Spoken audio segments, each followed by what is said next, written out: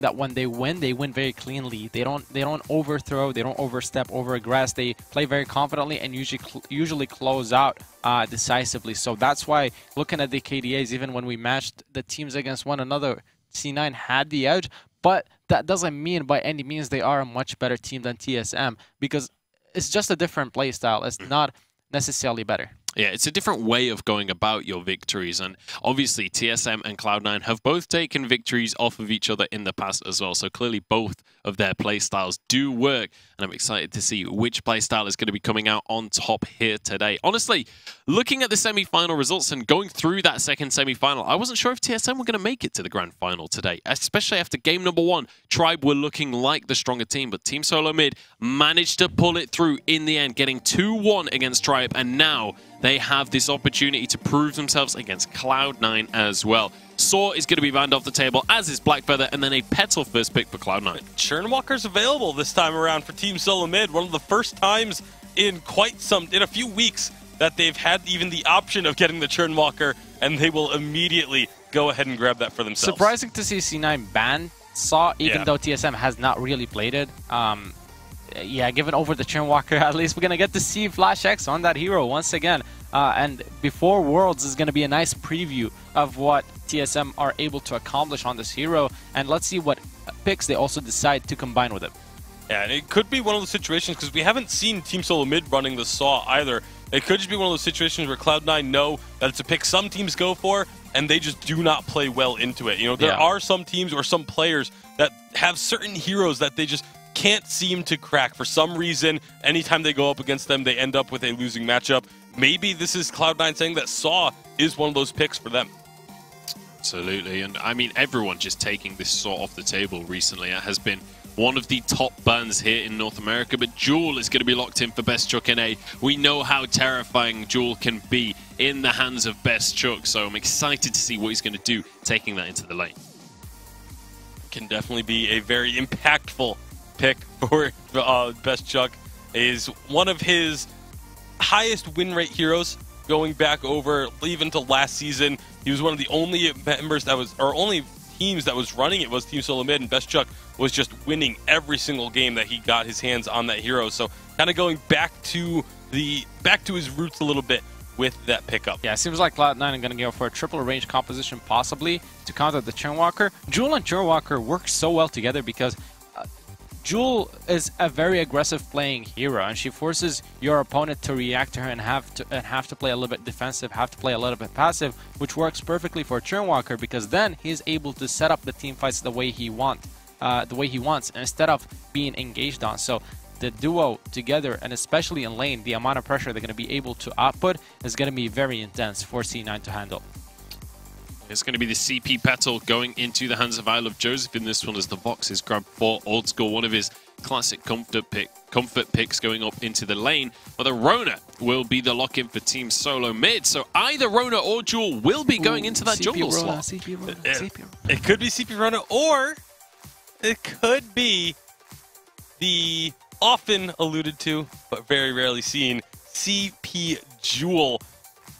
Think about a CP Jewel big red button with all 3 members of the opposing team hooked.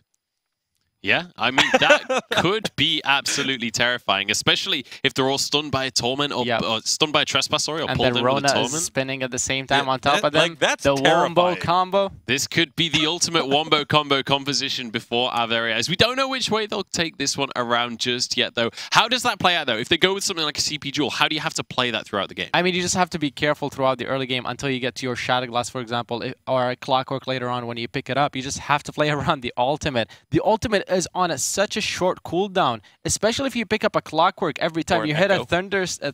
Every time you hit a Thunder Strike, you're gonna lower the cooldown as well. It will end up being on a 20-second, 15-second cooldown in the very late game. So CP Jewel could be devastating. It certainly could be devastating. We'll see if that is going to be the case. We'll see if they actually go for that CP Jewel as and for all we well. know, it could just end up being double weapon power. It could. Honestly, it feels most likely to be double weapon power, but we'll have to wait and see. I'm certainly willing to be proven wrong here. This is going to be an incredibly exciting final as we head on into this one. Make sure to let us know who you are supporting coming on into this matchup. Hashtag Vainglory8. It is Team Solomid going up against Cloud9, and it is the pride of North America on the line. Let's pass it back to Medic and Denominate for our grand finals. Thank you very much, Monch. We say it might be double weapon power. Vainglory has 2 crystal bits sitting in his inventory to start us off, Denominate. So I want you to talk to me about CP Rona and its strengths and its powers. And I think you may be coughing again because your microphone was muted. But yeah, talk to me about CP Rona, because this seems like it might be a thing that Vainglory is about to do. CP Rona is actually very, very bursty. The foe splitter damage that comes through can be very similar to actually what a weapon-powered Jewel can do, or a weapon-powered Kestrel, and we've all seen the amount of pain that can put in, as well as it does have a crystal ratio on the red mist as well, and when paired with the Churnwalker, if Flash is able to get the hook and chain down onto all the enemies of Cloud9 and torment them in and allow Rona to spin to win, then it could really spread a lot of damage around those chains, even if Old School or Joseph aren't in that target. Gabe Vizzle stole that. He's a with legend. The Imperial Sigil. He actually just stole the treant away from all 3 members of TSM. That's a Tilda to start us off. C9 in a good position starting off this game. Is going to be a CP Pestle in the jungle. Old School going weapon power on this Vox, as you would expect. And nothing really on the line for either of these 2 teams here. It's much more a display of pride, a display of NA skill, rather than a battle for a spot or for a position at the World Championships, because both these 2 teams will be going to those World Championships in December in Singapore.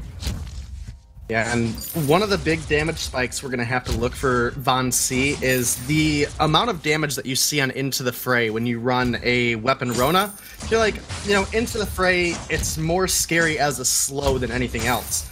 But the damage that Into the Fray has with crystal power, it's 100% crystal ratio on the initial impact and 200% on the eruption damage that comes after. And they're looking for a treant here. Can they get this one?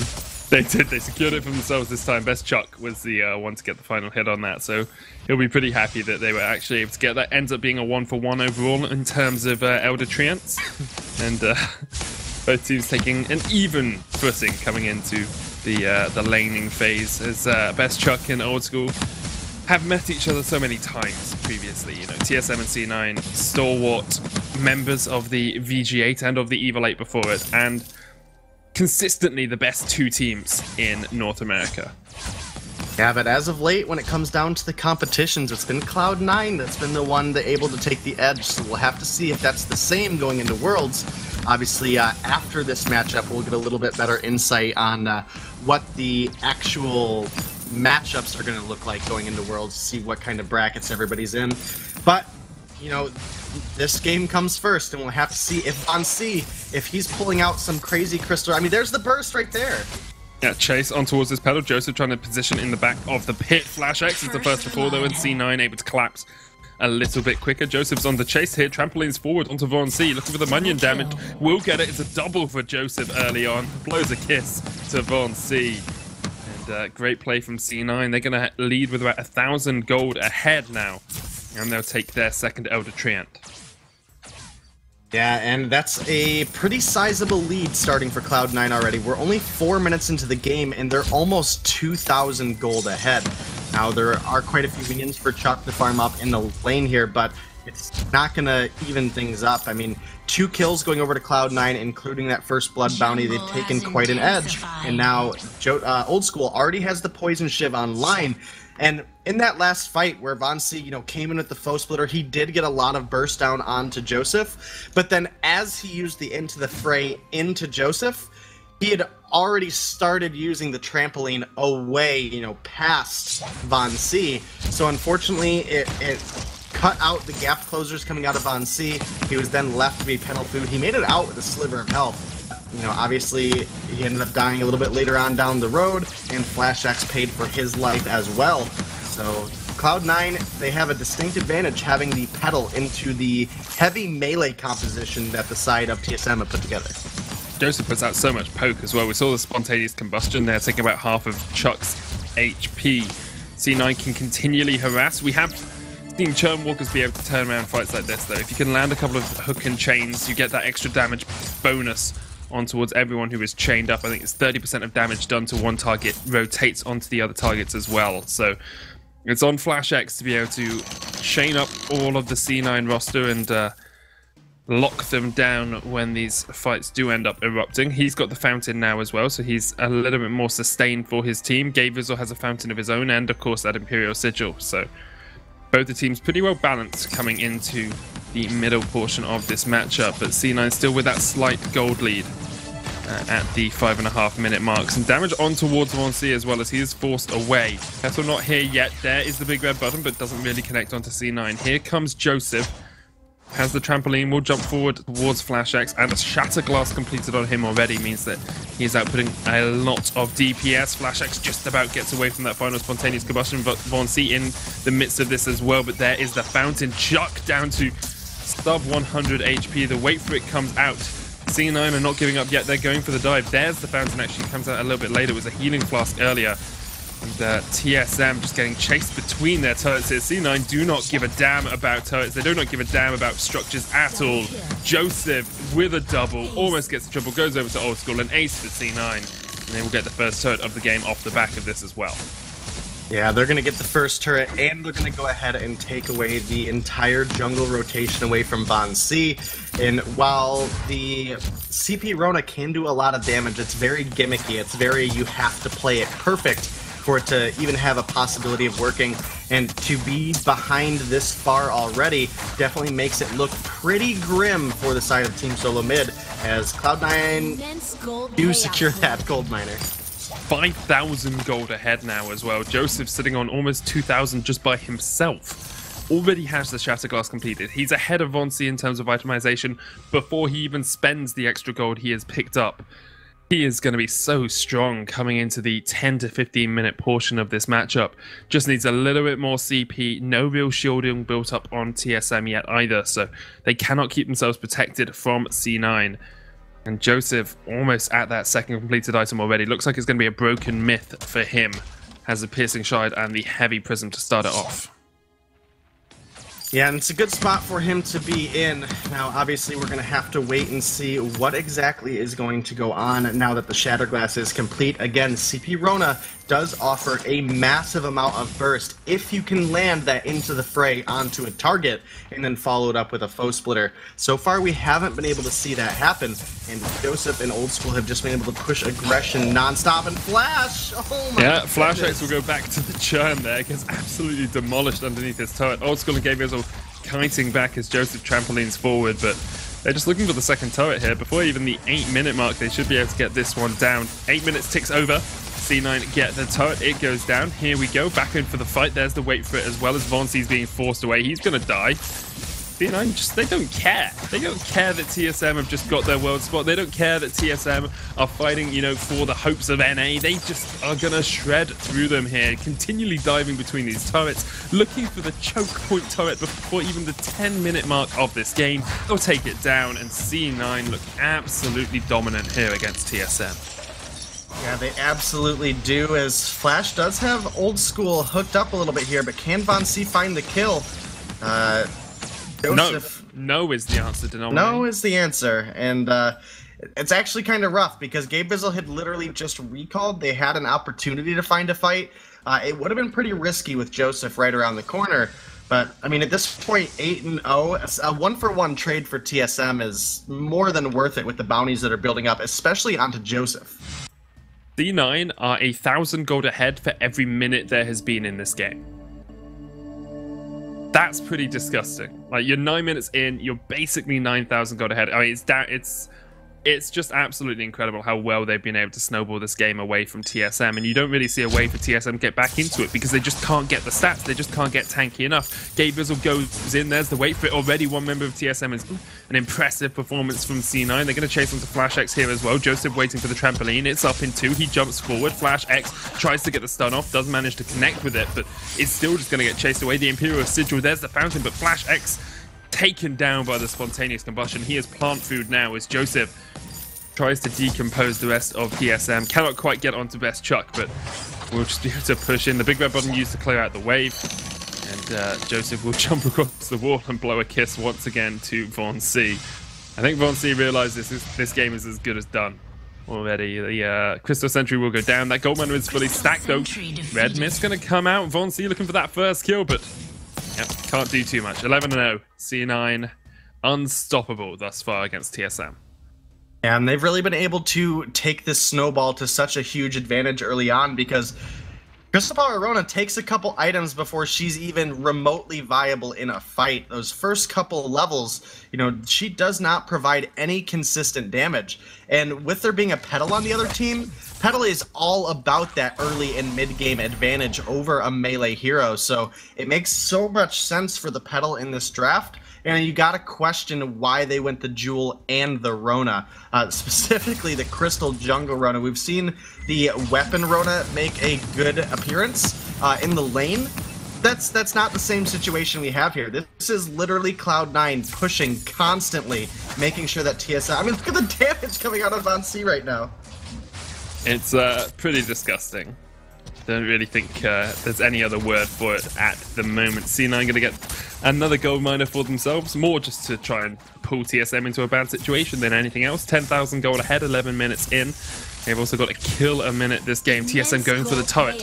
Going to deny the perfect game from C9, but C9 are having none of this. The wait for it comes out. That turret actually might fall, and TSM do the unthinkable. They stop C9 from absolutely perfect gaming them. They get a turret, and C9, they'll be distraught. They'll be devastated with that. You know, they'd hung their entire hopes on getting this perfect game, and they just weren't quite able to do it. Only a 12,000 gold lead at the 12-minute mark. It's just not good enough from C9. Chasing onto Von C here as well, as he wants to add another string to his bow. But yeah, much more waiting on this game to finish than anything else at the moment. Yeah, this has been quite the downfall game for Team Solomid. Fortunately, they've already got their world spot locked in. This game specifically doesn't really matter other than, well, your pride's on the line, first of all, as well as the winning the week. It's a good title overall to have. But Cloud9 looking to take a game up here early. Again, 12,000 gold in 12 minutes. They've taken 1,000 gold a minute over the side of Team Solomid. And they're not looking to let up the aggression. They'll probably look for one, maybe two more fights is probably all it'll take for them to close out this game. And their only real fear is that Best Chuck is able to get into a third or a fourth offensive item and just blow somebody up. And with the armor that's already coming out of the side of Cloud9, that's even going to be a pretty questionable cause. Definitely. I think it's a smart build from C9 as well. There's always a temptation when you're this far ahead, just to be like, oh, just more damage. But getting a bit of armor, getting rid of defense is actually very good in this sort of situation. The Arcane Passage comes out. Flash X already dead for the 5th time this game.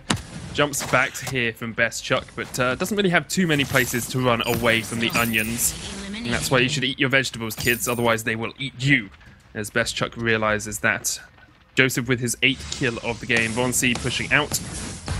Just gonna die here, probably. Actually does get back towards the base to heal himself back up. There is a wave pushing in here, but Flash X has respawned as well, and TSM going to try and hold on, at least for the time being. Joseph demolishes the first turret, and will just retreat with the rest of C9. Here we go, TSM, last chance saloon as Best Chuck jumps forward. The spontaneous combustion with the healing is absolutely huge. Kind of a big deal, say C9. We're going to Worlds. We got the #1 seed. You may have got there as well, but you are not as strong as us. C9 going to take the second Vain Crystal turret here and look for the win. Should be a pretty easy close for them. Just depends how long they want to play with their food, as TSM are diving in and out of that sanctuary, healing themselves back up, coming back out, getting taken down, healing back up once again. Joseph can't quite take out Von C, but eventually that Vain Crystal will fall down. TSM still fighting. Arcane Passage into the sanctuary. Didn't realize it wasn't his own. Comes back with the fountain as well. Use the echo on the Arcane Passage to use that twice. That's another double going over towards Old School. Eventually the ace comes out to C9, and at least the minions will close out the game for them. C9 18-0 beat TSM in game 1 of this finals. Yeah, that was Cloud9 coming through very, very strong in that early and mid game, just asserting absolute dominance with this Petal into the questionable Crystal Power Rona coming out of Von C.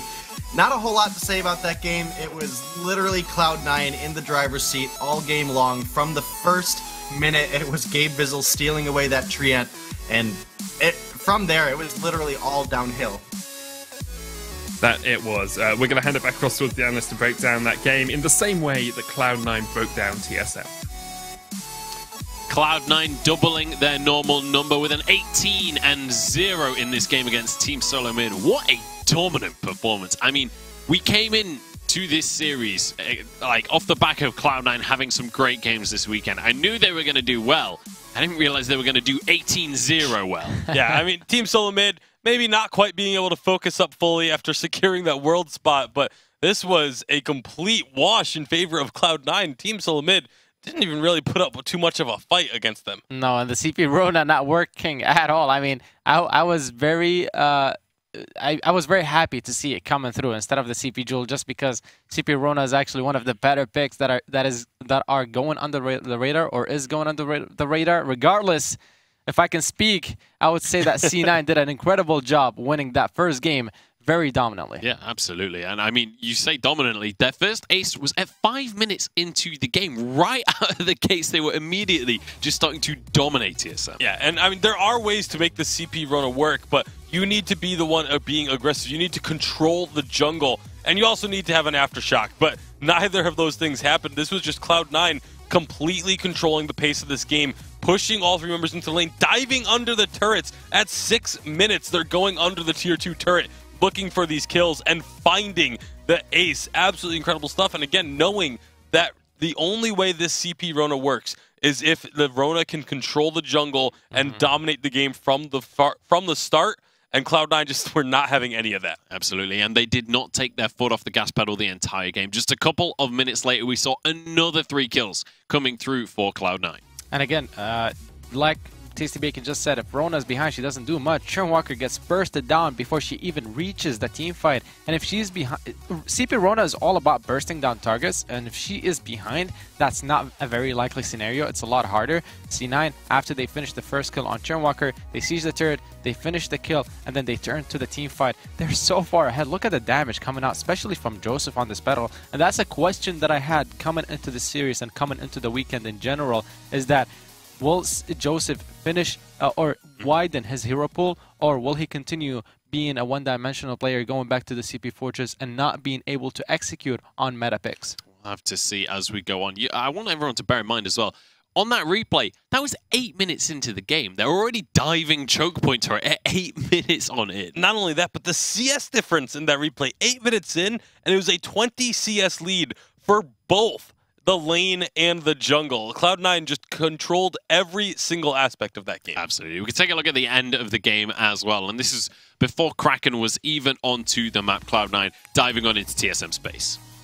Yeah, just, again, there's really nothing Team Solomid can do at this point. They've just fallen so far behind. They didn't win out the early game. They try to make a last-ditch effort with the trespass to try and take down Old School, but it just doesn't work. And then Cloud9, even just rubbing salt in the wound here, they have the exposed Vein Crystal. Instead of finishing the game, they look for these final couple of kills to try and just really emphasize just how far ahead they were. And Old School with 150 CS, 13 minutes into the game, almost completed his full item build. That's not something that you see every day. Usually you finish full item builds around 17 minutes, 18 minutes even. But because of how far ahead they were and how well he had farmed, he was so far ahead of Best Jack when it comes to items. Now, I'm about to bring up the damage chart, and this was an 18-0 game. So I want you guys at home to brace yourself for this one, because this is these are going to be some interesting numbers as we bring this one up for you guys.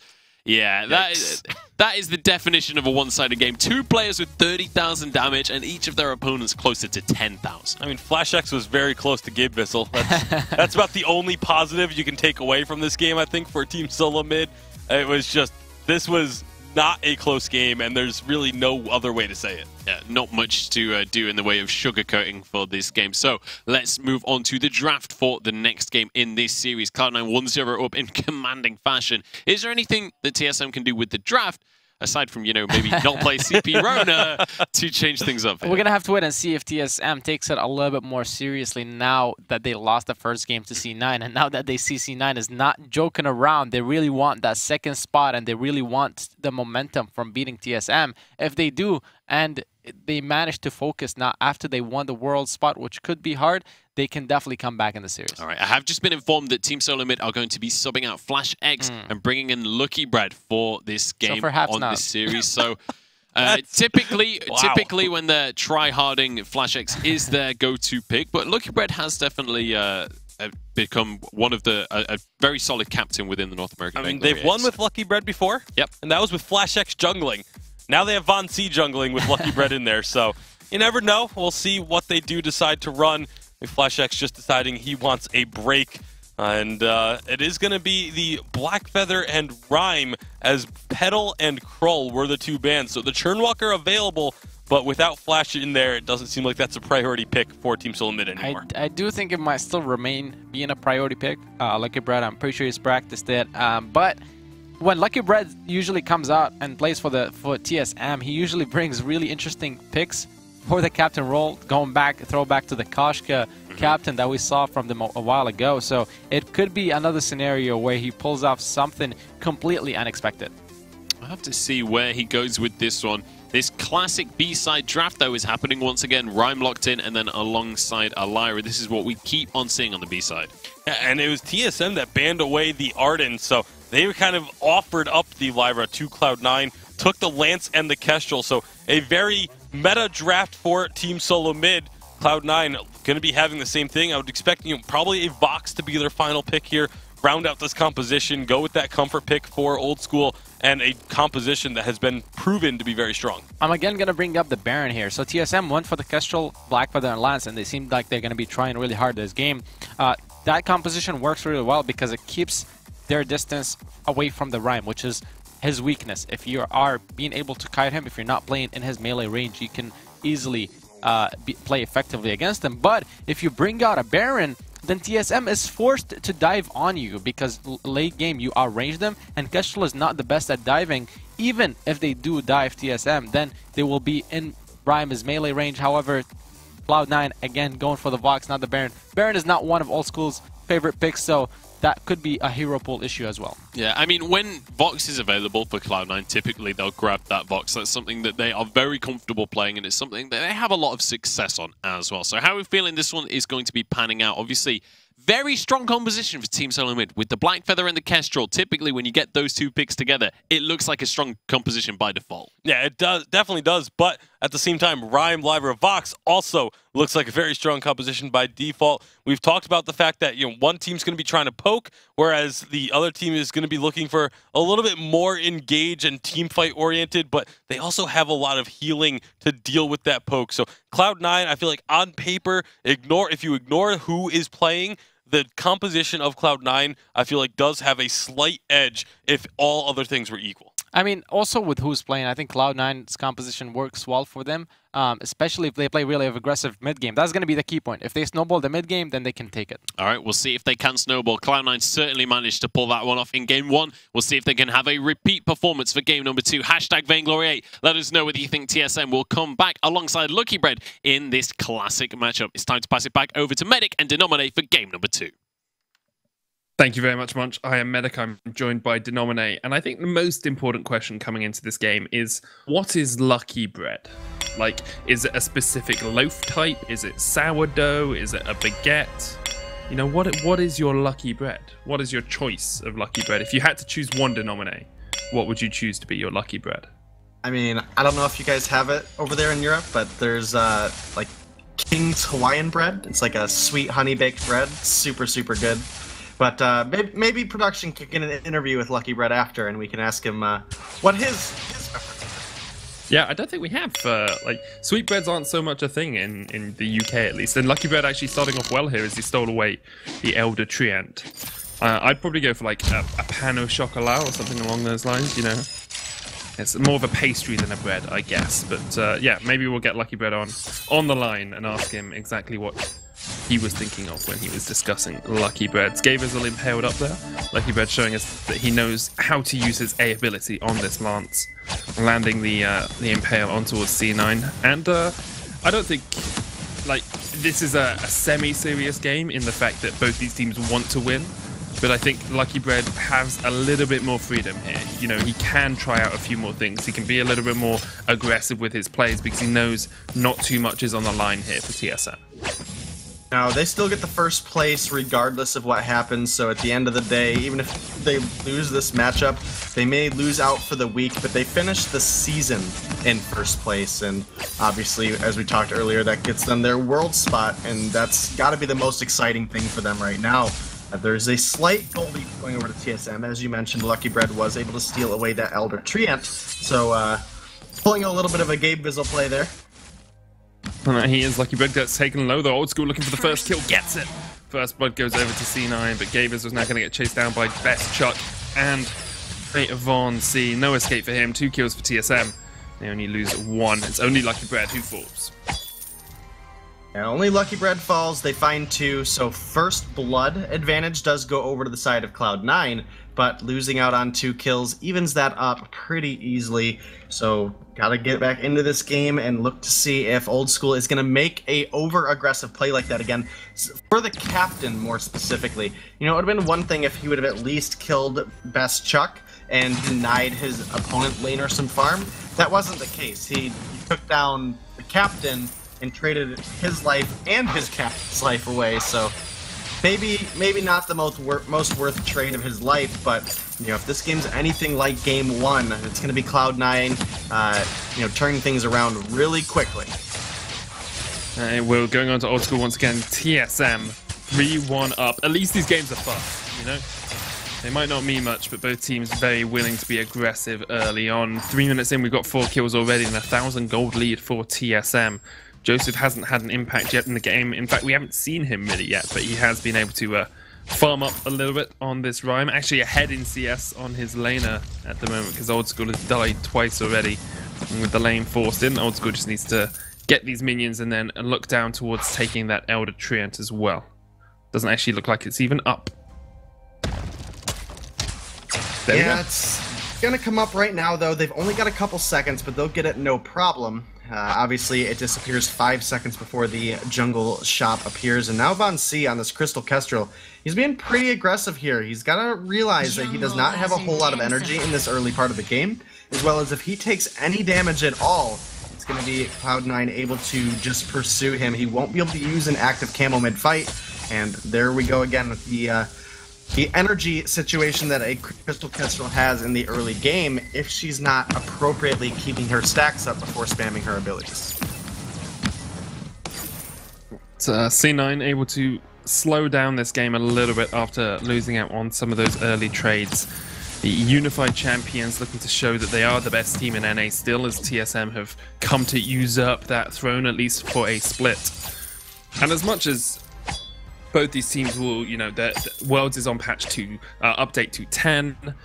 They've got a month before they have to, you know, be ready for Worlds. Winning out games in these against teams who are rated at a similar level to you is always a good mental bolster for you coming into Worlds prep season. Old School is going to get impaled here as TSM looks to continue taking this fight, but Old School does get them damage down onto Lucky Bread. Still getting chugged out. Actually, the kill on I Love Joseph onto Von C. I wasn't even looking at that. I was too focused on the lane, and Joseph just comes in from behind and gets a kill on towards his enemy jungler. Yeah, once a Rhyme gets onto the Crystal Kestrel, it's kind of all downhill from there for the Kestrel. The amount of slow that the Rhyme will provide, as well as Kestrel not being able to use the active camo, it's just an easy kill going over to Joseph. And meanwhile, up in the lane as they rotated up, they were able to take down a little bit more than a third of the first turret's health bar, and that health will not return at all, ever. So, and got to make sure you get that chip damage down when you can safely. And now they're going to try to get some farm away from Von C. Not quite able to do so. Von C needs to get a Shatterglass online so he can start to be a threat. That he does. Able to solidify some of his own jungle, though, so won't be too worried. Best Chuck has gone for the invade here. Steals away a healing Treant and now comes back towards the lane, looking for the flank on towards these C9 members. Von C down quite low, about half HP. Best Chuck's going to jump on towards Gabe Vizzle. Here's the one shot onto Old School as well. The Rose Offensive has been used. Gabe Vizzle doesn't have that much energy. Looking for the heals on towards Old School. Keeps him alive for the time being. Good. Gideon Wall knocks him back, but the Imperial Sigil allows C9 to continue this chase if they want. Waiting on Joseph, who has that Valkyrie available. With Von C going all the way back to base, it could be C9 pushing towards this turret once again. Not going to get any more chip damage off because Best Chuck is still pretty healthy and can defend. Yeah, and obviously Old School in the lane with this Poison Shiv, even if he does take some damage, he's going to be able to sustain pretty substantially because of the fact that that Poison Shiv will heal him up for each basic attack, as well as will heal him for each minion kill that he gets. So he's got to be feeling all right. You know, maybe not perfect, but he'll working into the Sorrow Blade. So he is going to have the gold. They are at a reasonably close enough state of the game where he doesn't have to go into the breaking point with a prayer about getting stacks in time. One shot, one kill. Looked like it was going to whiff a little bit there. And Cloud9 are just doing such a great job of holding out against TSM right now. Yeah, Lucky Bread's landing those impales though, and the active camo has been procced by Von C as they look for the engage. There is the arcane passage in, but straight into an active camo. Great play here. Joseph's going to jump on towards Von C. Can he take him down through the fountain? Not quite. And Gabe Vizzle now has to jump back away with that arcane passage. The roll in from Lucky Bread onto Joseph, who's just trying to tank up as much as he can. Cannot do it. And TSM get 2 kills once again. Yeah, it felt like a caster's curse if I ever heard one, because as soon as literally you say it, they just saying Cloud9's doing camo. a good job holding off, and then boom, active camo, arcane passage right into it, and that's about all you need to say about that fight and how it swung so heavily to the side of Team Solomid. And it looks like Lucky Bread's already working on an Echo, so he does have the Fountain, but he's foregoing the Crucible at this point. Which could be a useful item against the Valkyrie coming out of I Love Joseph, who's already level 8. He is C9 looking to take down their first turret. The one shot coming in. Here's Lucky Bread once again. Good Githian knocks him back. Best Chuck jumps onto Old School. The Impale doesn't connect, but Old School is already so incredibly low. Has to try and get away. Here's Joseph with the Winter Spires. Already Old School's dead. Joseph comes in, trying to get the stun lock on towards Best Chuck, but just can't do enough damage at the moment. With only a Shatter Glass, he's really not doing enough in these fights. And TSM looking pretty strong coming into the mid game here. Von C with that CP Kestrel is landing quite a few glimmers and doing quite a bit of work as TSM push towards this turret. Good double impale. Once again, Lucky Bread on this Lance has been a godsend for TSM in this second game. Great Githian walls. The Valkyrie comes out and Old School actually in with the chase. There's a great wait for it off towards that backline. TSM lose 1. Might lose a little bit more as C9 can go for the chase here. Lucky Bread jumps across with the Impale, but C9 instead will turn their eyes towards getting a turret of their own. Yeah, and that's a good turnaround for the side of Cloud9. There's no way Von C is going to be able to come up here and contest the amount of damage that they're able to put out. One shot will hit Old School, but without any ability to follow up, it's more of just a tickle because he's going to be able to recall and heal up and going to get to shop as well. So that Sorrow Blade will be online as well as getting himself some armor. And he's got about 50 seconds left on his healing flask. But the next time he makes it to shop, after that healing flask is used, he'll probably sell that off and start going into the breaking point from there. We'll have to wait and see as they will be starting to shop up now as well. Let's quickly look across the items. Best Chuck, as we said, with that breaking point finished. Got Old School sitting on the Sorrow Blade and the Poison Shiv, and Joseph has got the Eve Shatterglass combo finished now, so perhaps C9 can take a fight. They're only 600 gold behind. It's not a monumental amount at all. And although TSM have had the better of the first half of this game, C9 are still in a pretty strong position. You've got Contraption finished on towards the Lyra now as well. Lucky Bird looking for the engage, doesn't quite land the Impale. Best Chuck continuously landing those on points. Gabe was just looking for the chase in. Arcane Passage by Bulwark comes out. There's an active camo there. Joseph takes a lot of damage, but look at how much Von C's taking in Best Chuck's taking in response. The Githian wall knocks him back once again. C9 win the first part of this trade. No fountain for them. The Impale, Gabe Vizzle goes down. And that's no more healing for C9, and you can see Von C can sense it. He has no fear of running into that backline. The active camo on towards Old School. Can't quite get the stun. And it looks like Lucky Bread will get chased out towards the bottom side of this fight. He's rolling across these walls, though, and actually manages to escape from Old School. The chase in doesn't quite get him. And meanwhile, in the lane, Joseph wins out the fight against Von C. Von C was looking to set up an active camo underneath Joseph, but he used a Winter Spire at the exact moment, trying to clear out the wave and get the wave forced. It clipped Von C, knocked him out of his active camo, The Valkyrie came down on Von C's head, and they were able to get that extra kill as well. Now, with the gold mine, they've taken a gold lead finally for the first time in this game, and it might be really looking to start to push some heavy aggression. The Healing Flask was sold out by Old School, but he's gone into an Aegis, or working towards that Aegis at least, since he's, came into so many situations where he's been in an active camo, and I think it's a smart purchase. They've been able to trade out evenly enough in the fights that he doesn't need the breaking point necessarily as much as he needs just to survive. That is one of the major issues for them, because it feels like C9 are engaging quite heavily on towards Von C, and as soon as he active camos, they just get stun locked up, and TSM able to win the fight because of that. So having an Aegis, having that little bit of extra protection will help them out. And C9 have been able to win out these last couple of fights. Joseph doing a great job on the Rhine. One of the reasons he is so effective throughout this patch. And I'm really looking forward to seeing these next couple of fights, because the teams are incredibly evenly balanced. There's only 1,000 gold between them. And C9 do not have the sort of massive advantage that they had in Game 1. No, it's definitely a much closer game this time around, and I think it's because of the much more favorable draft this time. I mean, you can sit back and say all day that, draft doesn't make the world of a difference, but when you get outdrafted that hard and lose the early game that heavily with a CP Rona, it's very difficult to make a comeback at that point. And so they're on much more even footing, and this Lance is having such a massive impact as well. Just the ability for Lucky Bread to shut Old School down every time he gets near a wall. It's giving Von C and Best Chuck a little bit more time in the fight to really have their impact that they're looking for. Blackfeather, any additional time that he can have uncontested of building up that breaking point is going to help him, with his damage on all of the enemy members. Once he's able to come in and execute one, he'll have those stacks up and he'll be able to turn his attention very quickly.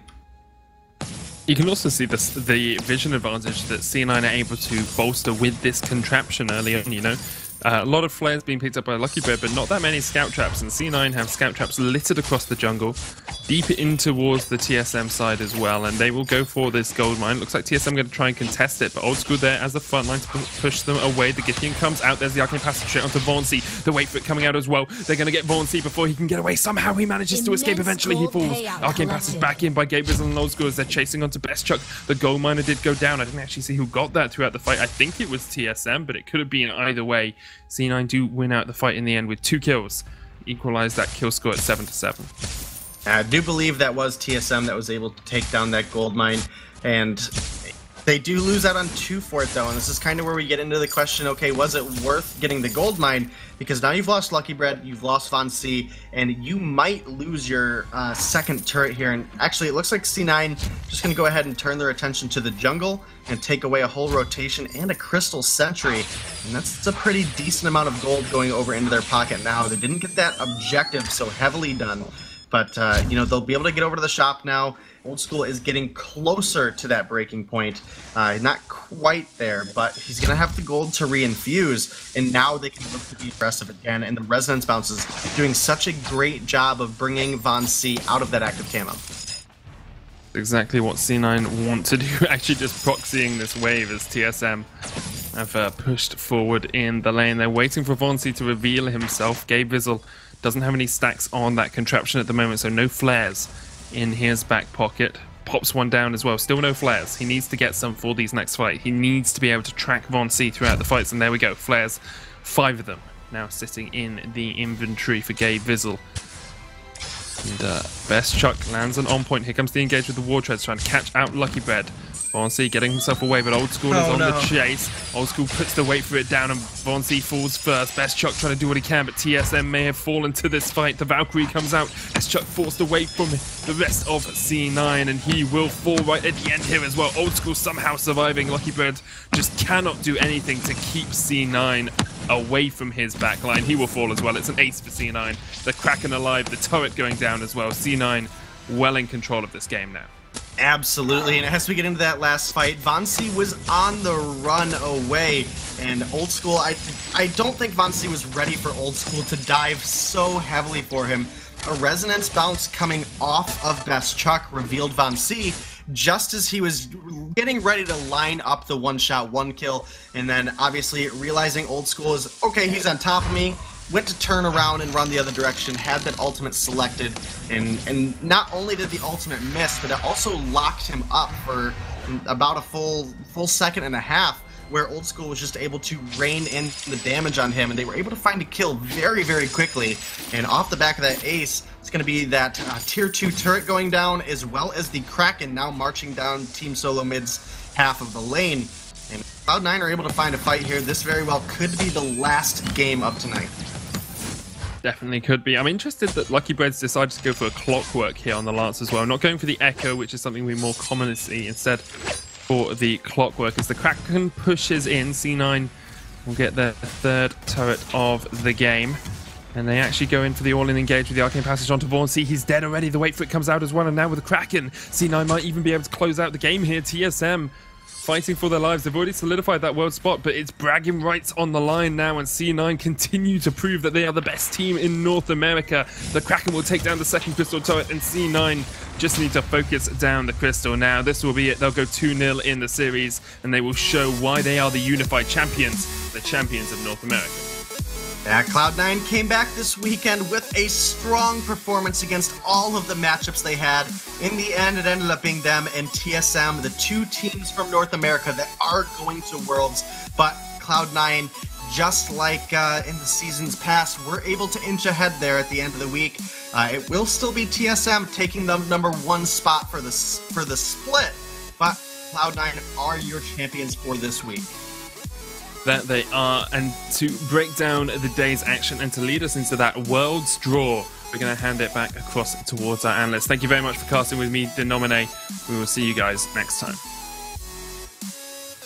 Thank you very much, guys. Phenomenal job as ever. And Cloud9 also doing a phenomenal job in this series, taking the finals 2-0